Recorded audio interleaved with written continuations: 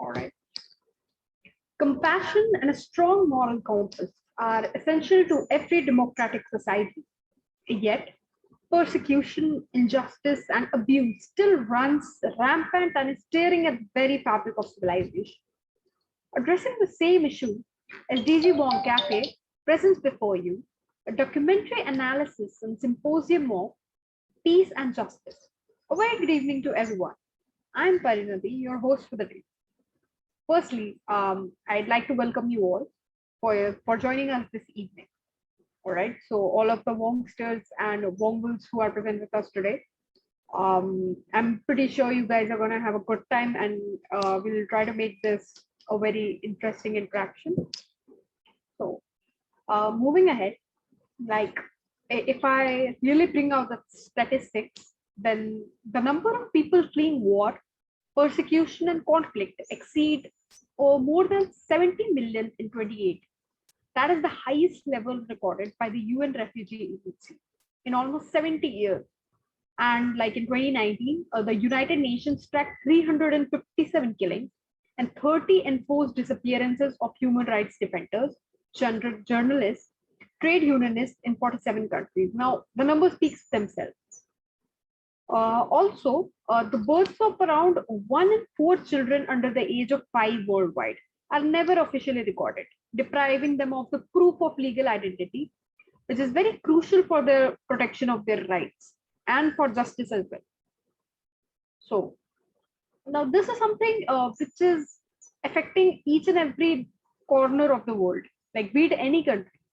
Like even the world's greatest democracies may face a major challenge in order to feel safe as they go about with their lives, when whatever it may be, like it's any ethnicity, faith, or maybe the sexual orientation, if we want to talk about. Now, coming towards war or violence, then I would say that crimes that threaten the foundation of the peaceful societies, such as murders, which are homicides, or trafficking, or the other organized crimes, they affect all the countries. So armed violence and insecurity have a destructive impact on the country's development. Also, the lack of justice means that the conflicts remain unresolved. The people cannot obtain protection. So this is a constant threat in the minds of people. So now, in order to ensure that we have strong institutions, global standards of justice, and a commitment to peace everywhere, the Sustainable Development Goal 16, which is peace, justice, and strong institutions, was brought into existence, whose goal is to promote peaceful and inclusive societies for sustainable development and provide access to justice for all and build effective, accountable, and inclusive institutions at all levels. Now, to get a more, brief or in-depth understanding of the same, we're going to be watching a documentary on the same topic. So I'll be sharing my screen, guys, and let me know if my screen is visible to you all.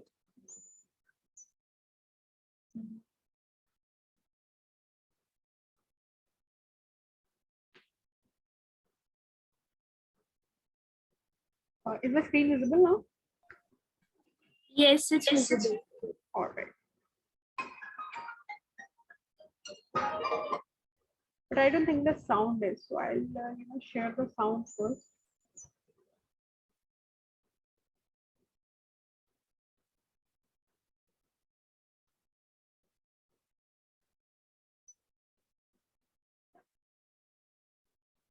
Yeah. Is the sound visible as well? Will there be more peace in the 21st century?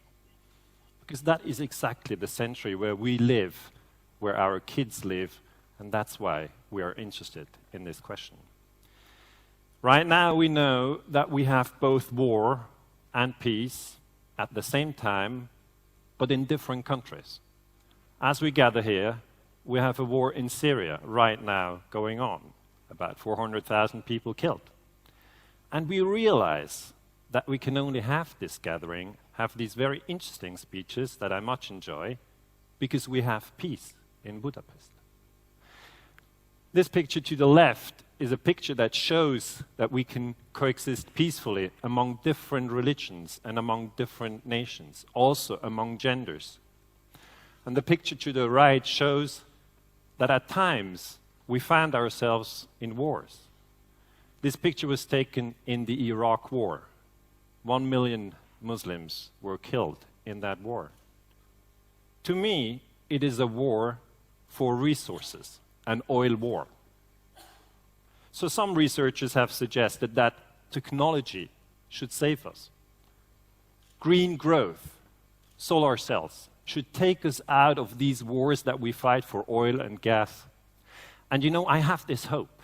I really hope that 100% renewable is something that we together can do in the 21st century. But at the same time, I advise you not to believe that this transition from oil, coal, gas, and nuclear energy to the renewable energies will be fast and easy. I don't think it will be fast, and I don't think it will be easy. Why? We have old forces. They keep us captive. This is a picture of the coal industry in Germany. I don't want to say that the coal industry in Germany is evil, or that the coal industry in China is evil. It's not about nations, okay? But these are business models, and people make money. So they're not going to say, okay, then we stop with this business, because there's this great idea of 100% renewable energies, okay? They're not going to do that. In fact, if we look in detail at our dependency on fossil fuels, we realize that we need 90 million barrels of oil every day. That's such a big number that we can't relate to it, but it means that we need 45 of these ships every day.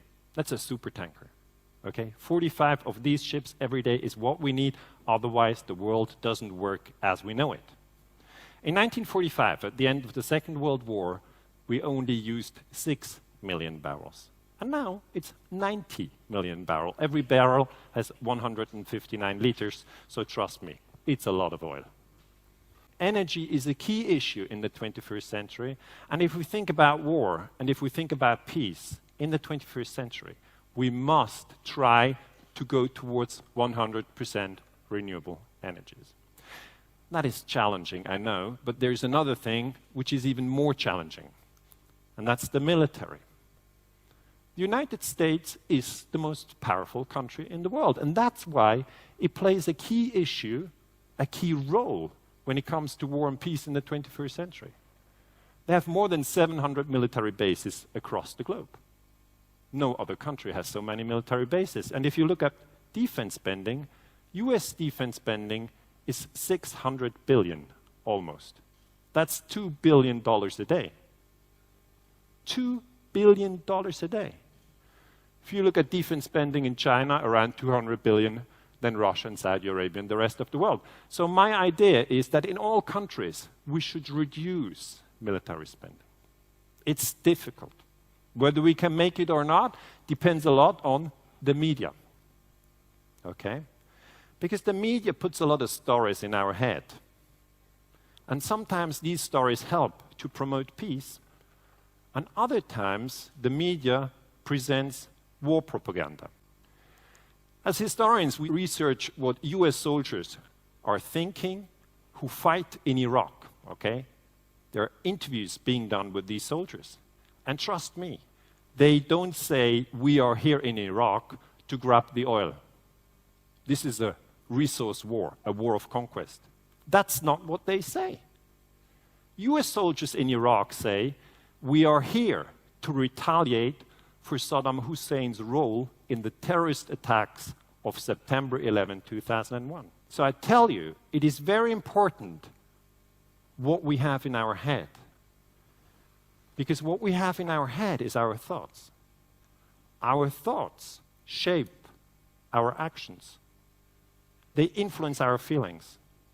So ultimately, I think, what is the story in your head will decide of whether we have more peace or more war in the 21st century. On this map, the areas marked red are areas with 0 days of arable farming. This is Somalia, Mali, Algeria. Not just the farming, but also unprecedented rises in temperature, unprecedented drops in rainfall, and the most frequent flash floods of the highest category anywhere in the world.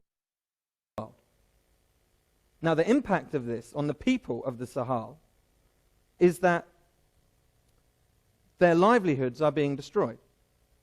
People that farm, that fish, that herd animals, these people are being forced to migrate as environmental refugees, desperately looking for some way to sustain their lives.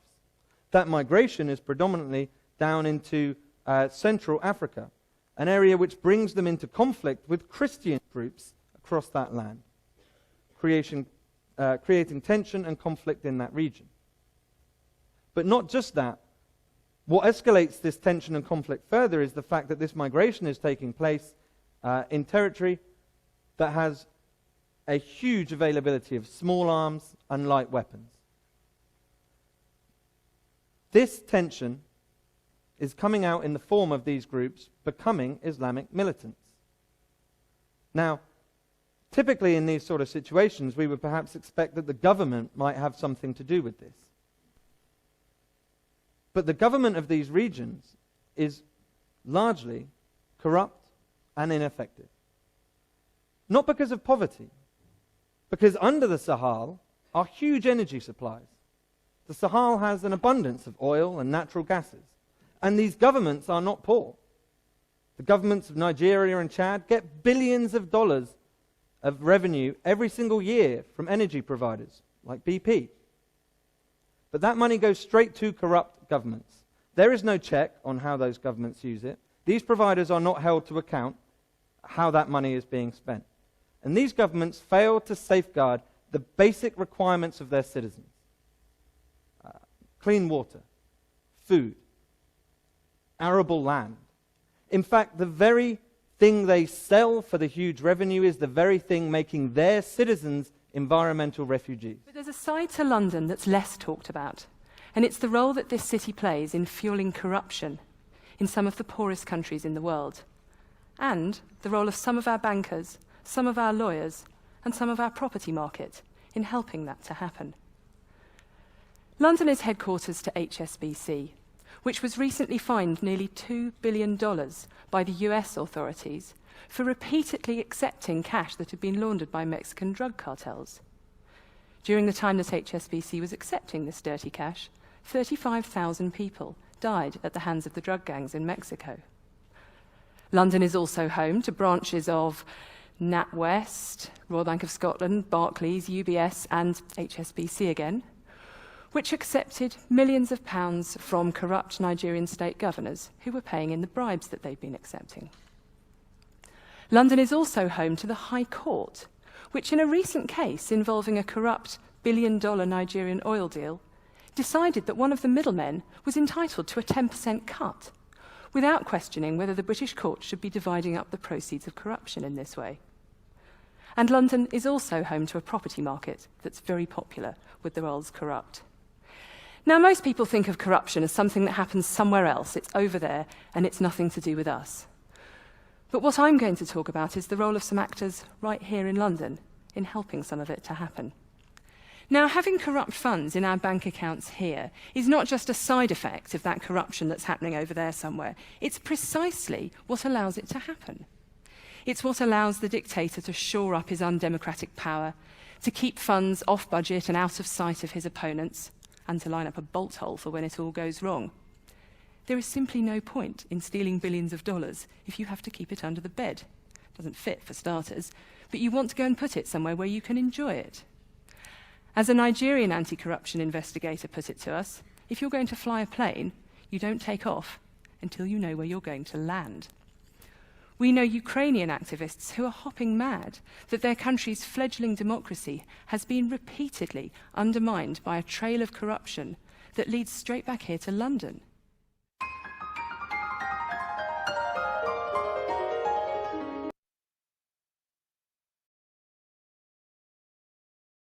All right, so I hope you guys like the documentary. So you guys are open to give your inputs on what you understood in the documentary, what you thought was missing, and what you could actually make out of everything that was. So we could go in any order, so anybody could go first.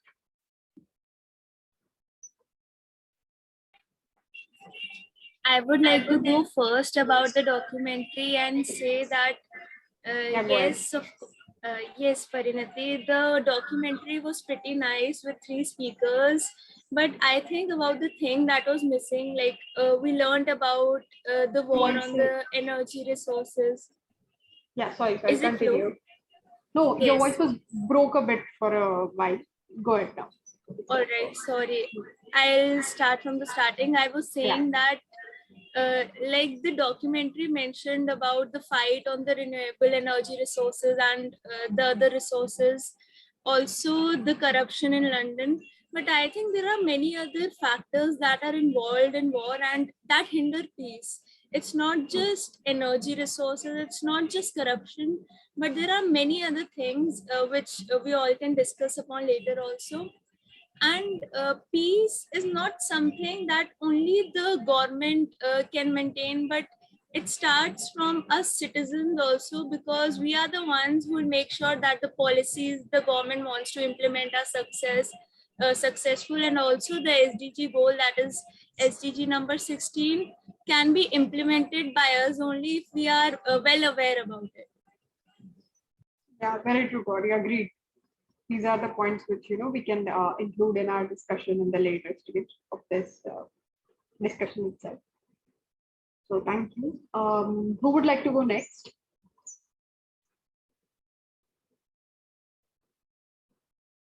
Tanisha, you want to go next? You or Yugandhra?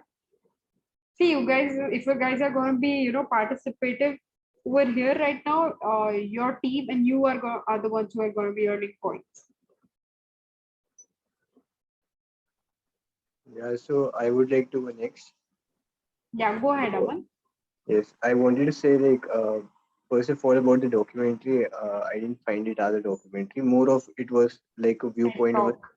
one set of people who shared a common point of view.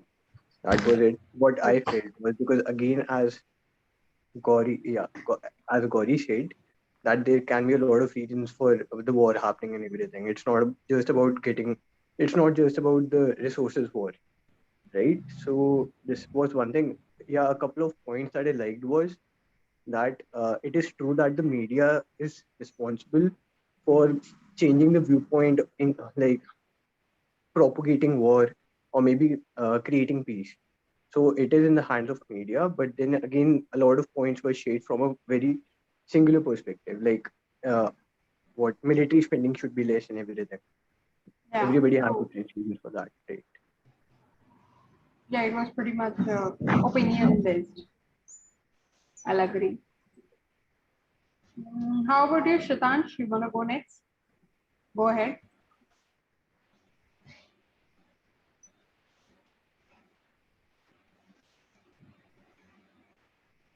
Shatansh, you want to go ahead?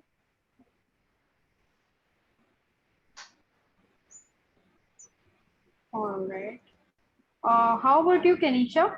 You want to go ahead and give your viewpoints?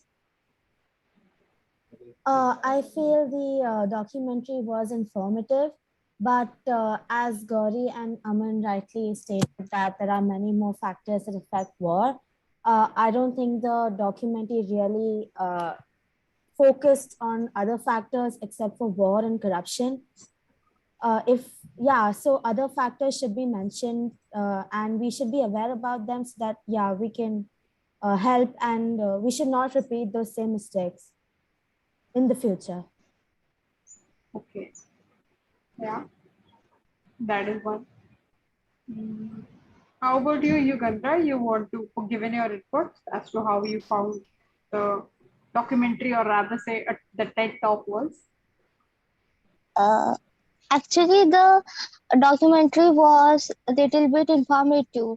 As Gauri and others said that the war depends on many situations. So I totally agree with that. All right. Anything else you want to add?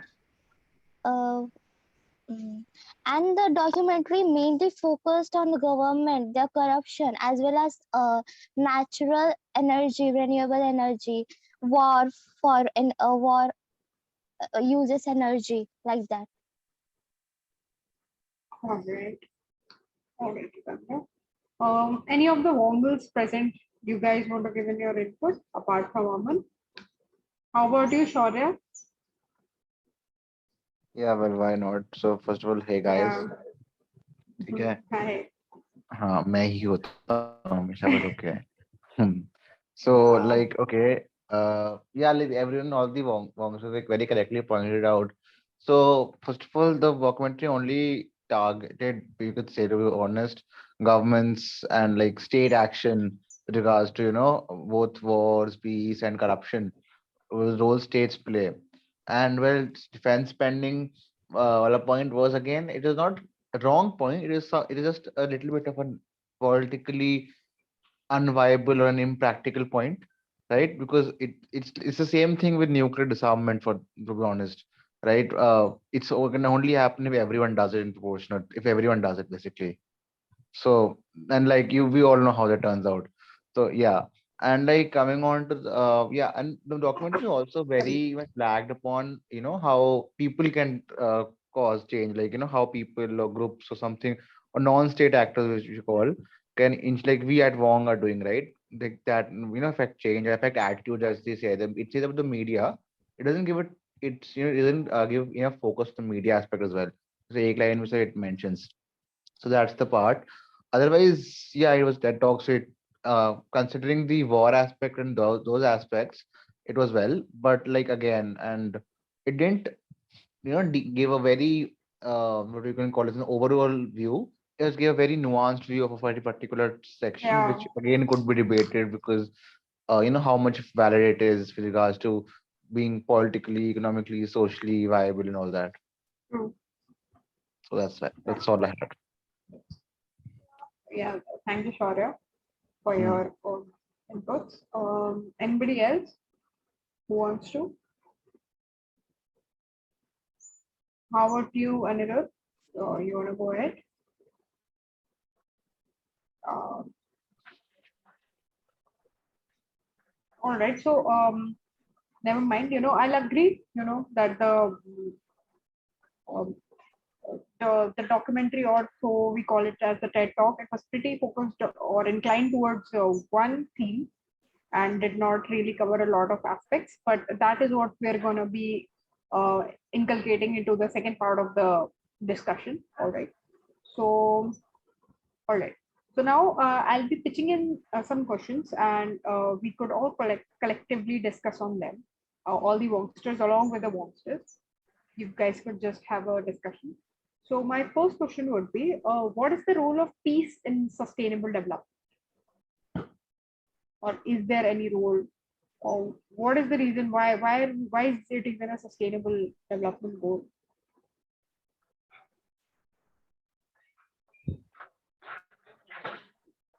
We could go. You guys could Come give on, it people. randomly. Yeah, come on, Wongsters, answers. I would like to go first upon that.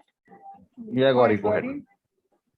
Right. So I personally think that peace is really important in sustainable development, because if people are fighting and are more indulged into proving who's right and who's wrong, no one will be focusing on the other SDGs and the environment, which is the most important thing. And they will somewhere derail from the main goal they have set up for themselves.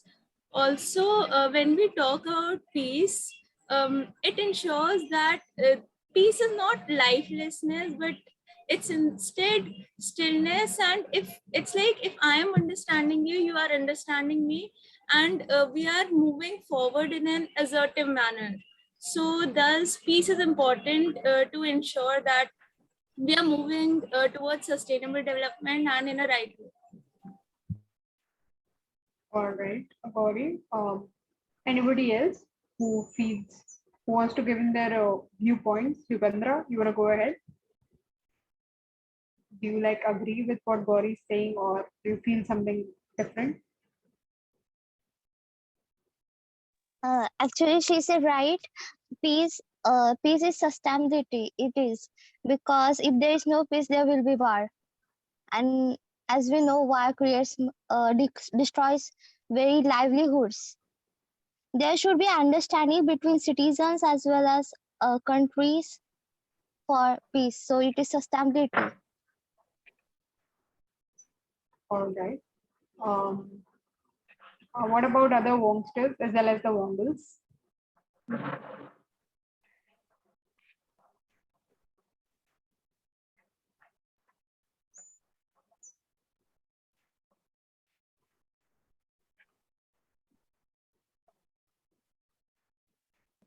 Uh, how about you, Kenisha? We'll go ahead with the Wongsters first. Um, yeah, I agree with Gauri and yeah, the others. Peace creates an enabling environment for progress, I feel, and it helps our society to function smoothly, especially now when there's a lot of destruction and violence going on. Um, Everyone has to understand peace, and yeah, everyone has to understand it. So, like, do you feel that It's it has important. a very significant Yeah, role in yes, sustainability as such? yes, it does. All right. Um, now how about the Wongles? What do you guys feel, Shaurya, Aman, Atreyu? I want to speak, but question क्या है? So, what is the role of peace in sustainable development? Like, how is peace in any Okay, way okay, okay. aiding all the Yeah, others? yeah, I want to speak, but let others speak first. Okay, sir. Um, all the Wongles, like, any of you wants to go ahead? Shaurya, Aman. Aman, why don't you go first? Yeah, sorry, Shaurya, I don't have a direct answer for it because I don't understand peace exactly. Like, it is quite subjective in nature. And for example, if like someone is at peace with what it has, right? So he may not go to war and he may not destroy other things. But then again, my concept of understanding of peace is not well at the moment, so I cannot give a direct answer upon this. Right, right. Okay, I'd go ahead in that case. So All right. basically, okay, so first of all, what peace means, at least to me in this context, right? Peace, and I believe this is in concurrence with what the SDG goal is as well, is basically just, not being war. There's not being a situation of war, or like, a situation wherein death and destruction not taking place, or wherein, as we say, war is not taking place, right? That is what peace is usually defined as in even in international law. Well, they are friendly diplomatic relations, or at least, harmonious diplomatic, amiable, cordial relations with amongst other countries, right? So moving on, so like sustainable development has two words: sustainable and development. So without peace, or in a situation where there's war, none of these things can happen, because if there's war, there will be no development per se, right? Because again, there's a circle of, destruction is going on. People are producing materials to in order to kill other people, and to in order to destroy more material. And at a macro global level, or at a super macro level, it's actually, you know destroying some resources, so it's not leading development. Second, sustainability. It is not sustainable because, as historical evidence shows, whenever wars have happened and stuff, these things have happened, but diseases, pollution, these things have always gone up. We saw how the Spanish flu or the influenza pandemic, which became spread in the First World War, Second World War, we saw how pollution went up. We even have cases, after the World War. England had this thing when there was smog all over England, the kind of smog which we haven't seen for decades in over the UK, because of higher production of coal and everything. Basically, because again, in war periods, people don't, governments, at least in that time, didn't used to take into account things like, how much they should burn, how much they should not. And they just used to, because at that it's about survival, right? It's about just fighting to survive. So that time, people just, governments actually do just go ahead in that way, but it basically just goes against every core principle of sustainable development. So that is why peace is the most essential, I would say, factor for sustainable development, because without it, it is not possible. All right, Shaurya. I agree with what you said. Um, I think Nitin sir would like to go after this.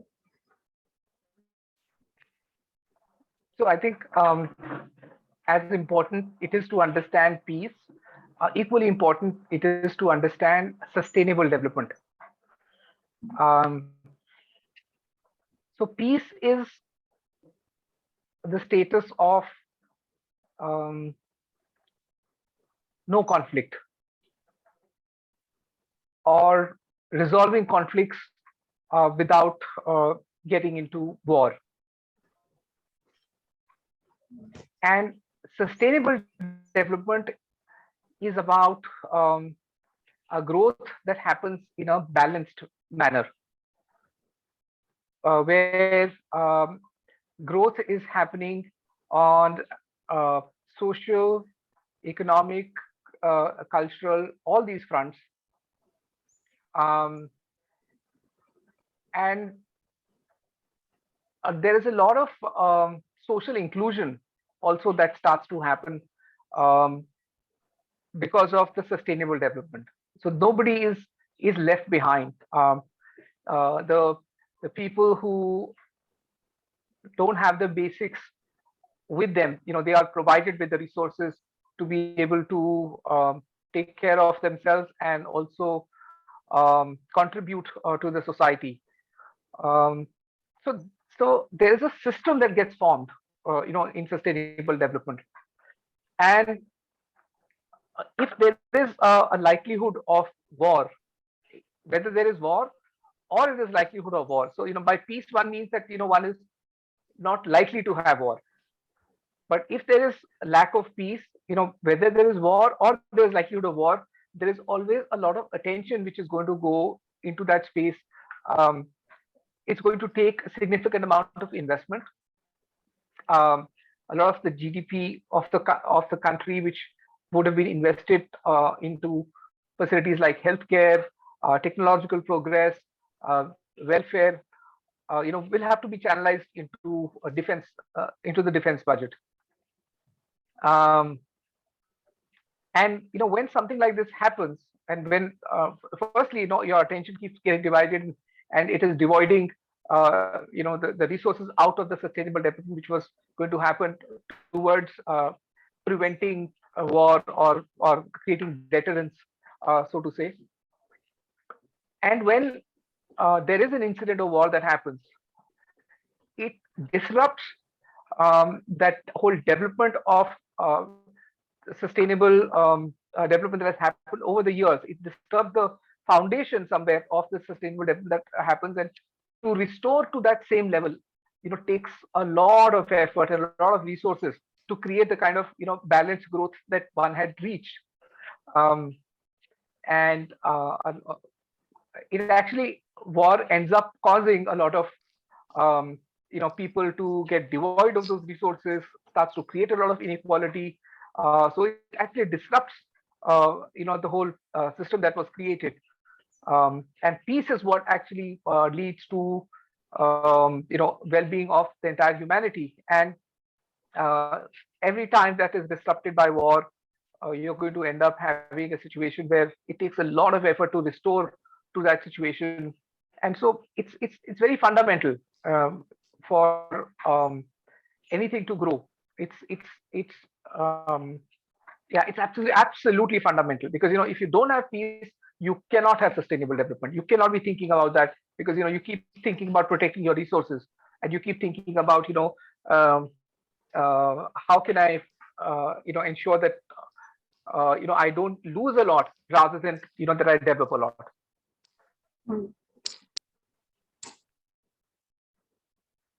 Definitely, sir. Well said. Yes, sir. Definitely, sir. I agree with that, sir. Also, sir, what one thing I personally feel is that inculcation of peace and sustainable development is in order for all the sustainable development goals for to be functional and to work at a to actually be effective, peace is a prerequisite for everything. We talk about poverty, we talk about any kind of a problem which actually occurs. Peace is a prerequisite. We cannot work in an unhealthy environment which has a lot of disruptions in any sort of way. So Yeah, it is. It actually plays a very major role. So moving on to our second question. I just want to go a little bit touched on a couple of other things. So peace is not necessarily with avoiding war with another country. It could Hmm. be within the society as well. Exactly. It could also be. I mean, I think it's a lot to do with that aspect of social justice, where people start to feel um, cheated, or start to feel that they're not getting their due. So I think all that will also lead to um, maybe a situation of a civil war or some sort of a strife, which could also disturb internal development. And a lot of resources keep getting into that. So similar thing, I think peace is not just to be looked at from uh, with someone outside, but also from within the society as well. Hmm. Yes, See, and even like at a, adding, point is one go point. ahead. Like, Yeah, go ahead. yeah, adding on to what Sir said, right? A very good point which comes stems in from what exactly what Sir said is like, we study the concept of circles, like, vicious and virtuous circles, especially in economics.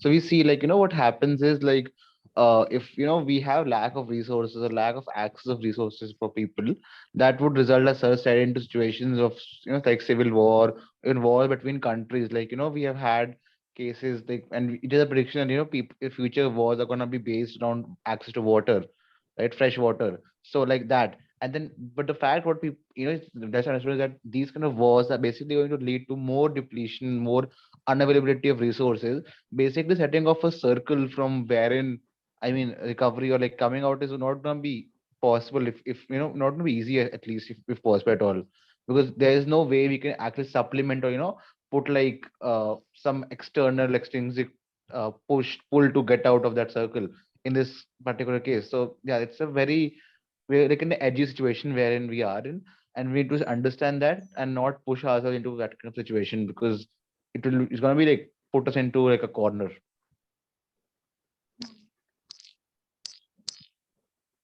Yeah.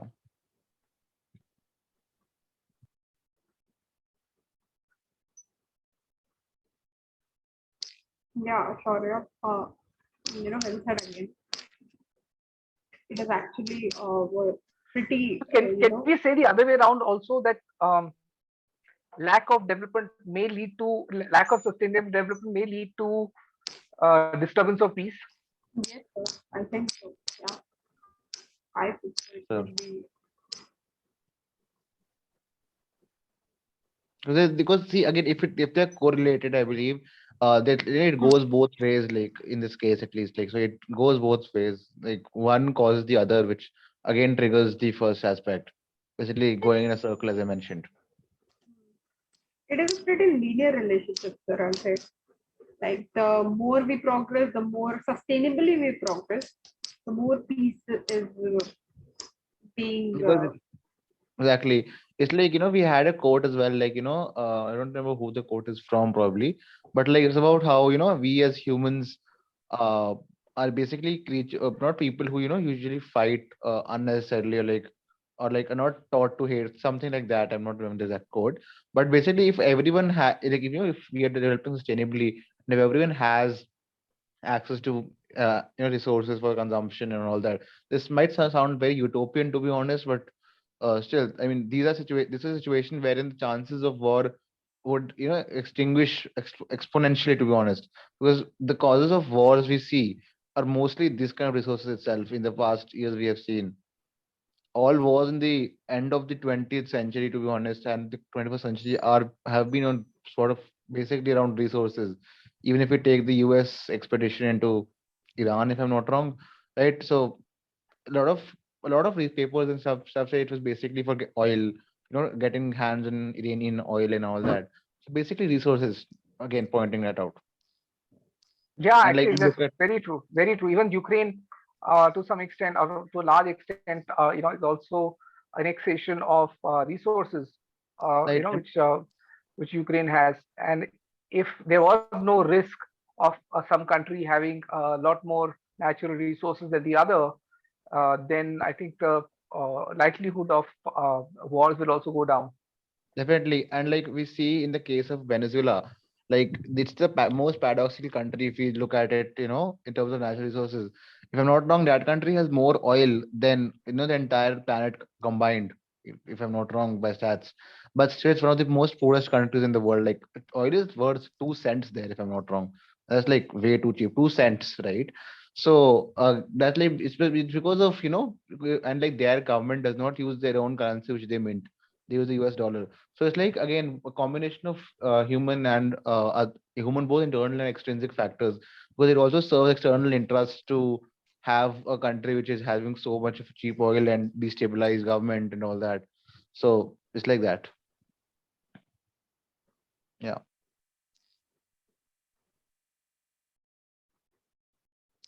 Yeah, I agree with Shaurya, and I wanted to add one point. Like, although all the wars revolve around resources only, but still, it might not be the primary objective of that primary reason of that war happening.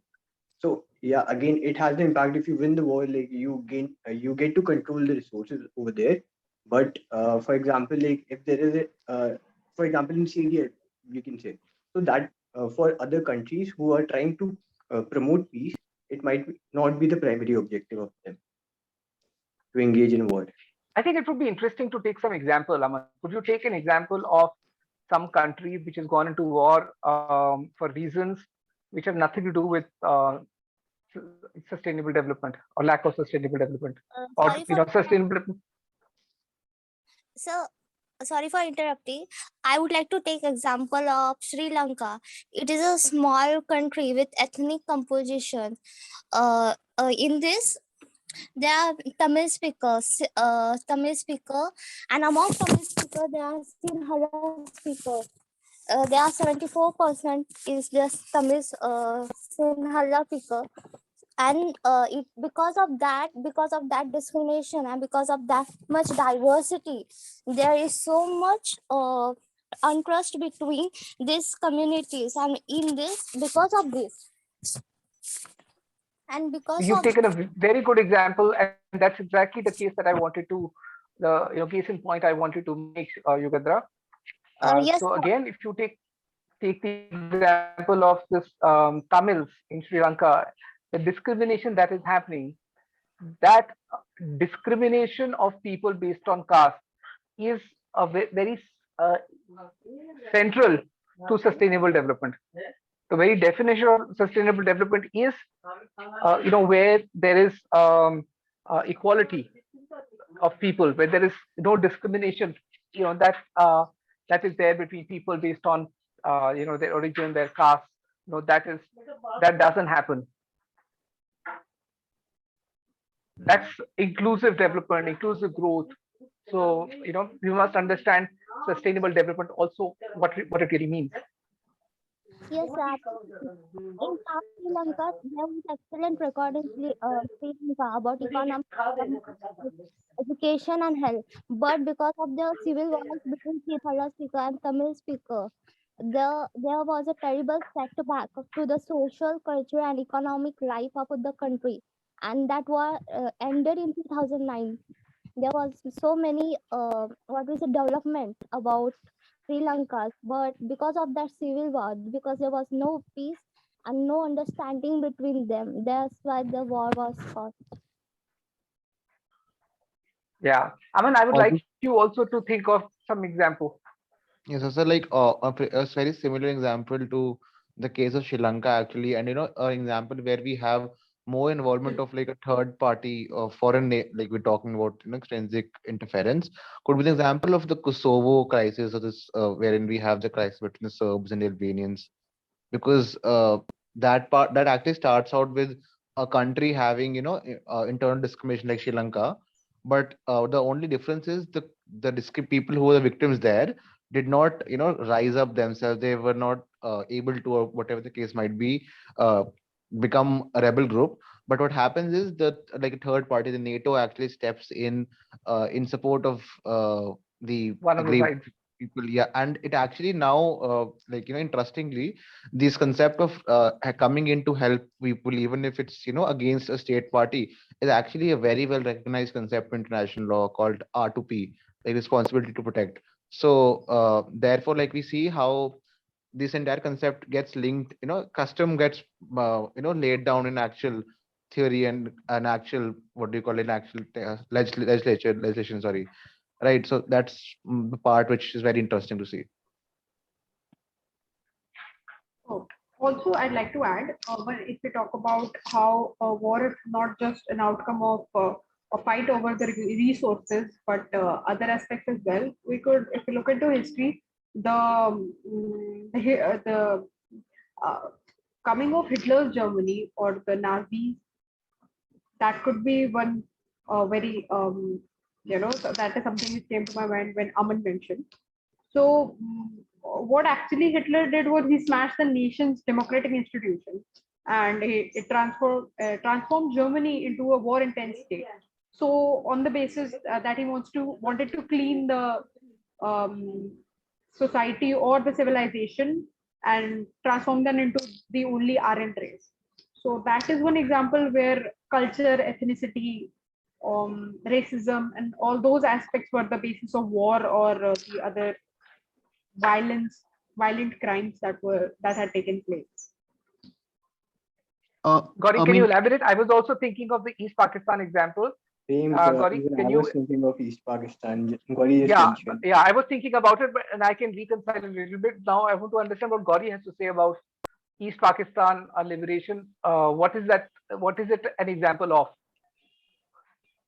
Right, sir, that the war is not basically because of the resources and stuff, but there can be other reasons also. So, like Yugandhara said about the situation of Sri Lanka, I wanted to highlight this war also because it was mainly related to nationalism and culture, because there was a difference in culture. And also, if we look at it, East Pakistan or Bangladesh today doesn't have much resources of its own and takes most of the things from India. And there are many floods also in that area. So the war was certainly not for resources, but for liberation. And that liberation was because there were elections during that time. And there was this party called Awami League that won, but the West Pakistan didn't recognize it. So it was related to culture, and as this party wasn't recognized, so India also helped in this liberation war, and East Pakistan was partitioned from West Pakistan. So this is exactly what I was thinking about. So the point about war being because of lack of resources is, I think, something that Shaurya raised, and I agree that it's not always resources, but war, um, when the issue is not that of sustainable development, is the example that we are trying to talk about. Because if you go into the case of East Pakistan or Bangladesh, so firstly, it might be dependent on resources for India, but it is growing fast. The per capita GDP is higher than that of India already, and it's been there for many years. Um, but the other thing is that if you recall, this whole idea of nationalism, this whole idea of that we are culturally different, how did that even become? How did that get accentuated? How did that get highlighted? Um, because they got liberated together. They were both, Muslim dominated, uh, geographies, and that's how they were demarcated, and they were supposed to be one country. But somewhere, the East Pakistan started to get excluded in a lot of political decision and political empowerment. The prime ministers, I think, were being made from this side. A lot of the decisions were being taken by this side, and they were ignoring them in terms of budgeting and political empowerment, and somewhere they were also not including them in the planning. So it may not be resources, but it was a question of uh, how they were being looked at um, together in terms of inclusion in decision making, and political inclusion and social inclusion, and that's what actually led to something like this. And always, there would be some of the other cause. But a very interesting case would be that of Kashmir. I don't think we can discuss that today, but that's another very interesting example. I don't know where that one, how that can be looked at. Um, I'm not sure if we have time for that, but I think Shaurya wanted to make a comment counter some point uh, of Uh, Parinati. Let's not counter points, Shaurya. Let's try to build. like It's, yeah, let's add uh-huh. to it. Yes, sir. So actually, kind of like adding to your point as well. So I started Pranidip. First of all, when you talk about the Second World War, so the general consensus among historians and even official war records from that time show that the main reason why World War II was waged in that is in the beginning, right, was because of a concept, German concept called Lebransom. Pardon my German, but like still, which basically means living space, right? Literally means living space. So now it again living space means land. So land is one of the most oldest resources which people in have Yeah, fought for. yeah, So again, my point would be like again because it was for getting more space for German for Indo for the German Aryans to live and get increasing their population. But the primary reason for fighting the war that time was more land because they needed land. Obviously, you need land for population. That's the most essential resource a country needs. So again, in that way, I believe World War II is also fought mostly for the purpose of natural resources. And when we actually see Hitler invading the Nordic countries, for getting access to natural resources, and like even like Luxembourg for that matter, if I'm not wrong, because he just needed their resources in order to obviously because if you're fighting a war, you need produce military vehicles and all that at a much faster rate. For that, you need a constant supply of natural resources which were available. Like after he invaded Poland, right? So we see how much industrial production went up in Poland. Like anyway, second point about Sir's point, sir, like you only I guess kind of stepped on your point, I believe, I guess. But like even in the case of East Pakistan or the Bangladesh as you call it, the problem which they pointed out the most, which the Awami League pointed out, and which their leader, Mujibur Rahman, if I'm not wrong, right, pointed out the most was that they were not being treated as equal parts of the country and not getting equal material as well as non-material benefits. So when we talk about material benefit, like you talked about budgetary allocation, you talked about policy, inclusion, and also because it was like a lot of East Pakistan is very fertile in terms of jute and other these things, right? But they were not getting the benefits of their own production. That's what their point was. And like all the politics was from West Pakistan, the current Pakistan which we have. So again, I believe it can again be traced back to natural resources. And like I will still, I mean, I understand there are always other factors, which make upon it, but this is one of the facts where I'll agree with Marx, to be honest, that it's the economic structure or the natural resource distribution of resources structure on which the other parts come in. And because again, people need to be motivated to fight a war, and people are usually motivated by either very strong feelings of things like nationalism, religion, or well material benefits or something like that. So that's where people's motivation comes into play and why a war is being fought. Like, when so video we saw media. So media tells people what to believe and why to fight a war. Like in Ukraine, Zelensky is telling people to fight a war, to fight for their motherland, to fight for their homeland. Russia, Putin is selling it as, fight for their defense, preemptive defense or preemptive strike kind of theory. So it's like that kind of thing. And they're always narrative. That's what I had.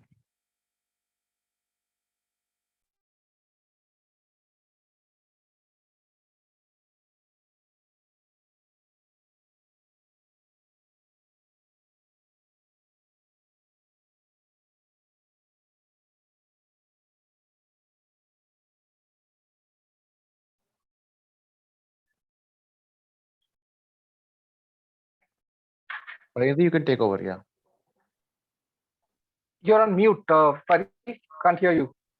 Oh, okay, okay. Sorry. Yeah, this was pretty like informative. So anything else, Nitin, sir, would you like to add or Shaurya, or maybe anybody else? Aman. Yeah, I think we can keep going on. Uh, let's start wrapping up now. Pari. How long is the Okay. event? Do you have more questions or what? So I do have more questions, but it was supposed to be an hour, sir, the event. Yeah, yeah. I think we are over an hour. So let's. I think this has also been very informative, and just this very aspect of how Yes, sir. peace connects with sustainability is a very important concept. Hmm. I'm glad we managed to discuss this. Yes, sir. So that is it. and we can write some more things about it and create, more opinion. And maybe you can do something about this also, Shaurya, create some sort of a discussion around this on Twitter. Yes, so definitely, it's a good idea. This is actually a sort of like an issue where people would have opinions. Definitely. Okay. I think we can do a question or two more, or like should we like wrap up now directly? So Yeah, a lot of students, Vongsters are also dropping off now. I think it's late. Let's wrap it yes, up. and that's all right. So Yeah, I think we should well, have a part 2 of this discussion tomorrow, maybe someday soon. we definitely should we just pick up where we leave it off today. Also, but lastly, before wrapping up, I'd like to take inputs from everybody. Like, what do you guys feel that at an individual level, what can be the steps which we can take in order to ensure peace at our homes, in the society, at our colleges or schools respectively, or maybe within ourselves as well. So, what do you guys could pitch in a few points, and then we'll wrap up surrounding that.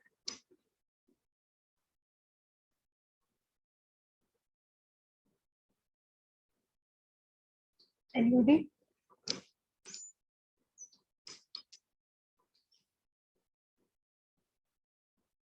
Pariniti, I guess we should wrap it up because people are dropping in as I can see.